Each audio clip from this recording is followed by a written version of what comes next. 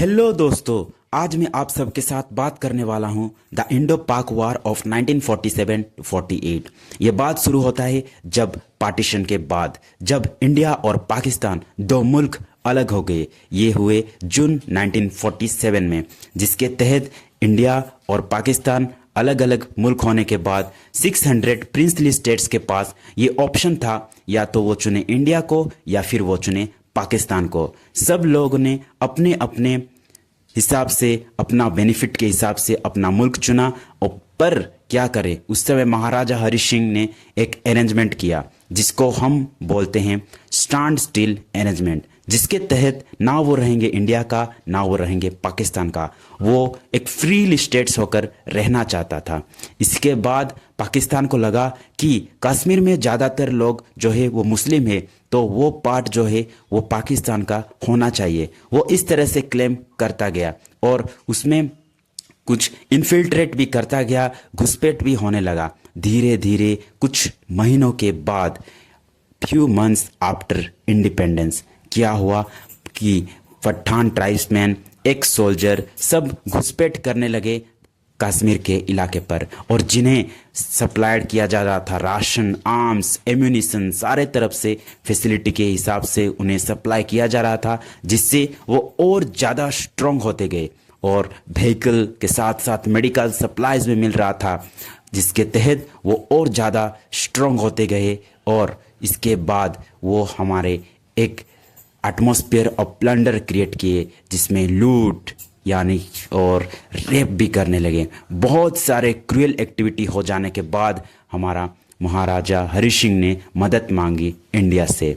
और पर इसके पहले बहुत सारे स्टेट मिलिट्री के द्वारा भी उन्हें फोर्स बैक किया गया। उन्हें वापस जाने के लिए बहुत सारे प्रयास किए गए ताकि वो उन्हें खदेड़ सकें, लेकिन वो हमारे प्राइम मिनिस्टर जवाहरलाल नेहरू से मदद मांगे इंडिया को, जिसके तहत जवाहरलाल नेहरू ने हमारे देश के जांबाज सिपाहियों को ऑर्डर दिया, हुक्म दिया कि वो चल पड़ते हैं कश्मीर के इलाके को, क्योंकि ये लीगली तब पॉसिबल हो पाता जब इंस्ट्रूमेंट ऑफ एक्सेशन हो जाता। इसी के तहत इसके बाद हमारे ट्रूप्स, इंडिया का ट्रूप्स को एयरलिफ्ट करा किया जाता है विथ इक्विपमेंट टू श्रीनगर पे वो चल पड़ते हैं कश्मीर को एक अच्छा और अपना इंडिया में मिलाने के लिए, क्योंकि पाकिस्तान जो कर रहा था वो गलत था दोस्तों, क्योंकि वो फोर्सफुली कर रहा था। झांझर, राजौरी, टिटवाल, कारगिल, ये सारे इलाके, जोजिला पास, द्रास, ये सारे इलाके को हमारे इंडिया ने जीत लिया। और इसके बाद हमने मदद मांगा यूएन, यानी कि यूएन को इंटरवेन करने के लिए। और यूएन ने जब इंटरवेन किया तो पाकिस्तान ने सीज फायर डिक्लेयर किया दोस्तों, जो कि जनवरी 1949 पे किया, जिसके तहत 2/5 ऑफ इलाका कश्मीर का पाकिस्तान का हुआ और बाकी का जो प्रॉस्पेरस लैंड है वो हमारा हुआ। और इसके तहत हमारे जांबाज सिपाहियों को 11 बैटल ऑनर और 1 थिएटर ऑनर मिला दोस्तों, जिसमें परमवीर चक्र भी शामिल था। और हमारे जांबाज सिपाही ने गुरेज, कारगिल, नौशेरा, श्रीनगर, पुंछ, टिटवाल, राजौरी, जोजिला पास, इन सब को खतरनाक इलाका होने के बाद भी कैप्चर किया। और इंडिया और पाकिस्तान दो मुल्क ने लगभग 1500 सोल्जर गंवा दिए दोस्तों।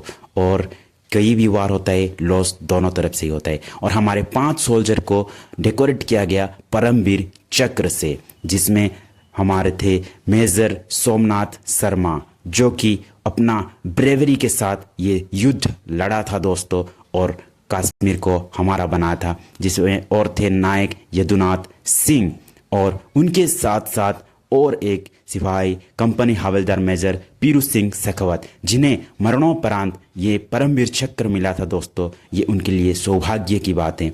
और इसके बाद हमारा थे लेंस नायक करम सिंह, और उनके साथ साथ और एक जांबाज सिपाही सेकंड लेफ्टिनेंट राम राघव राणे, जिन्हें अपने जीवन काल में उसे अपने चेस्ट में पहनने का मौका मिला दोस्तों।